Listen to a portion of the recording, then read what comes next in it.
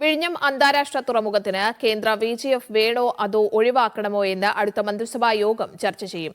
തിരിച്ചടവ് വ്യവസ്ഥയില്ലാതെ VGF തുക നൽകില്ലെന്നാണ് കേന്ദ്ര നിലപാട്. ഇതോടെയാണ് മറ്റു വഴികൾ കൂടി തേടാൻ സർക്കാർ നിർബന്ധിതരായത്. പലതവണ കത്തയച്ചിട്ടും വിഴിഞ്ഞത്തിനുള്ള കേന്ദ്ര VGF തുകയായ 817.80 കോടി രൂപ വായ്പയായിട്ട് മാത്രമേ അനുവദിക്കാനാവൂ എന്നാണ് കേന്ദ്ര ധനമന്ത്രാലയം സംസ്ഥാനത്തിന് മറുപടി നൽകിയത്. കേന്ദ്രത്തിൽ നിന്ന് തിരിച്ചടവ് വ്യവസ്ഥയിലല്ലാതെ വയബിലിറ്റി ഗ്യാപ് ഫണ്ട് ലഭിക്കാനുള്ള ശ്രമം തുടരുന്നതിനൊപ്പം മറ്റു വഴികൾ കൂടി സർക്കാർ അതിനാൽ തേടുകയാണ്.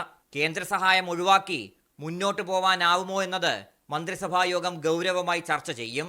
മൂലധന നിക്ഷേപത്തിന് സംസ്ഥാനങ്ങൾക്ക് കേന്ദ്രം നൽകുന്ന ഫണ്ടിൽ ഇത്തവണ വലിയൊരു തുക കേരളത്തിന് ലഭിച്ചിരുന്നു. കിട്ടിയ 795.24 കോടിയും വിഴിഞ്ഞത്തിനു വേണ്ടി മാറ്റിവെച്ചിരിക്കുകയാണ്. ഈ തുകയും നബാർഡിൽ നിന്ന് വായ്പയും കൂടിയെടുത്ത് അദാനി ഗ്രൂപ്പിന് VGFും സംസ്ഥാനം നൽകാനുള്ള വിഹിതവും നൽകാൻ ആലോചനയുണ്ട്. തിരിച്ചടവ് വ്യവസ്ഥയിലാണ് VGF തുക കേന്ദ്രം അനുവദിക്കുന്നതെങ്കിൽ 2035 മുതൽ കേരളത്തിന് തുറമുഖത്തു നിന്ന് ലഭിക്കുന്ന വരുമാനത്തിന്റെ 20% വെച്ച് കേന്ദ്രത്തിന് അടക്കേണ്ടി വരും. ഇത് സംസ്ഥാനത്തിന് ഭീമമായ നഷ്ടമുണ്ടാക്കുമെന്നാണ് വിലയിരുത്തൽ. RB Sanu, media 1, Thiruvananthapuram.